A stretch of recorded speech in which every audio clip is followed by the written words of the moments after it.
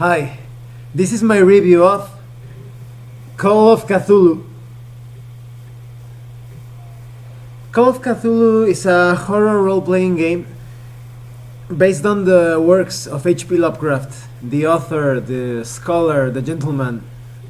For those of you that don't know about H.P. Lovecraft, he is probably the best representative of weird horror literature in here in America or maybe in the entire world. Who knows?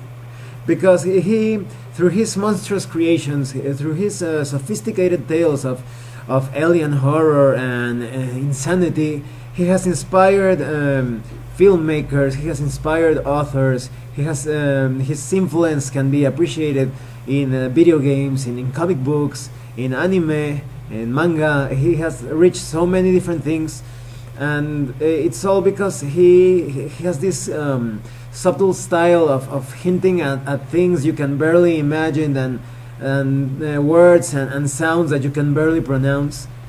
Well, let's get started with this awesome role-playing game.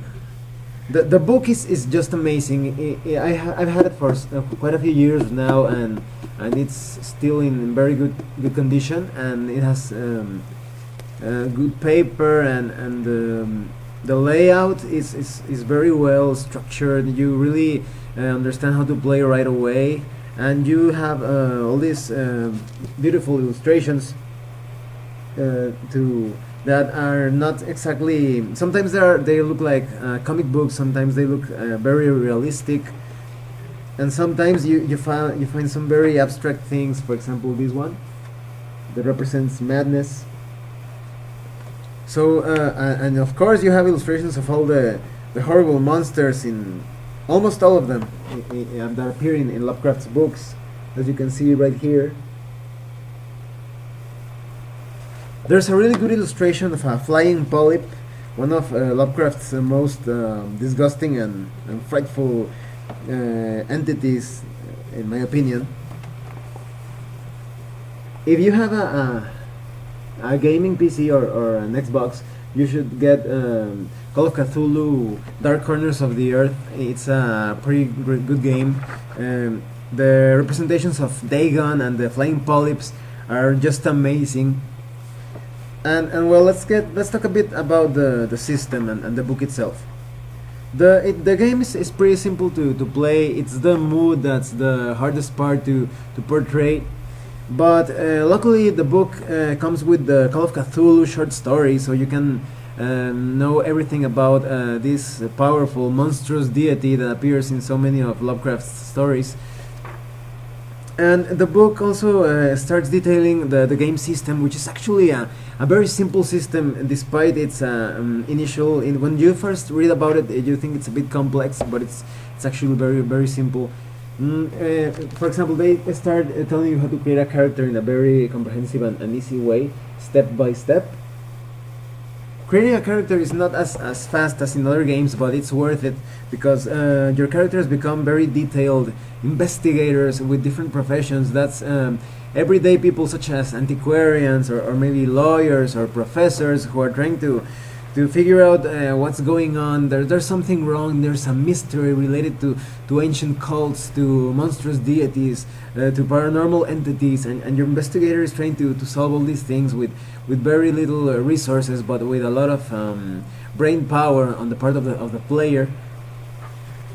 And you only need 3 basic dice to play this game. You need a 100-sided die, and an 8-sided die, and a 6-sided die. Just with those 3 dice, you can make all the checks and rolls that are needed. And the game is actually a game more of an investigative sort, or where you have to figure things out instead of just killing or shooting everything. Because most of the enemies in Call of Cthulhu are going to rip you apart. They are entities with an immense power, with unknowable alien qualities and characteristics that can probably face off against dozens of humans and really come out of that fight without a scratch. So the investigators must figure out a way to outsmart, or at least be a bit smarter, or have a bit more wit than the enemy, because all these monsters cannot be harmed by many of the conventional weapons that humanity uses. Guns and swords will do very little against them. You have to use you find some kind of weird ritual, or solve some kind of puzzle to send them back the way they came from. But because of the lethal and horrifying nature of this game, it's not uncommon for entire scenarios to go in favor of the monsters. So maybe the investigators will try doing everything they can, everything they have at their disposal. They're going to try to use it against the monsters, but it will be for nothing, because these entities are very powerful, and it's very common that they will kill or drive the investigators completely insane. Because that's another real danger of this game. The investigators don't only have to protect themselves in a physical sense from being impaled, or chopped down, or squashed, or they must also be very wary of what they read, of what the investigators experience or contemplate, because there are many horrifying concepts that will drive them insane, and they will even end up at a madhouse, or maybe they will even die of a heart attack because of the horrifying creatures they will face. And that's part of the charm of Lovecraft stories. The body is not the only thing that is in danger. You may also endanger your mind. So this game is all about horror, about very alien and difficult situations in which the characters don't have a clue of what they should be doing to stop this menace from maybe endangering the entire planet. And you have a lot of rules for injuries, combat, using firearms, things related to the different powers the monsters will use.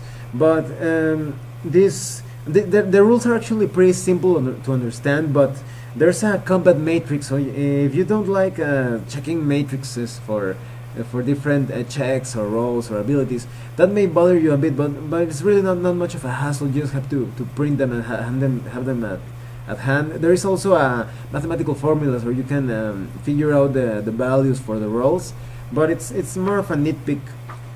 And you also have a detailed system of magic. Now, magic in Call of Cthulhu is not like in other games where you cast a fireball and that's it, or you launch a magic missile. No, in Call of Cthulhu, all the rituals are very complex in the sense that they may take a while to cast. You may need to go at certain places, or you need some special ingredients or conditions.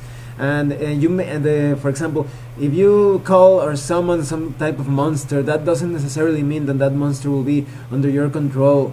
That sometimes the spell is actually more dangerous than the threat you are facing. So you have to really think if it's worth it to take a risk and call something that may actually drive your investigator insane, or may actually devour your investigator. And you have all these rules for alien technology and the beasts and monsters, because all the monsters that have appeared in Lovecraft stories are here. You have Azathoth, you have Cthulhu, you have Hastur, you have Shub-Niggurath, of course. And you have all these monsters, and they have such great illustrations representing them. When I read the books, I actually imagined a lot of them like that. Not all of them, but most of them, and that's pretty amazing how Lovecraft can communicate so many things without being too descriptive or adding too much detail. It's like he's I don't know, and communicating his thoughts directly through a very sophisticated structure of literature. And you get all sorts of tips for the game master. The game master here is called a keeper.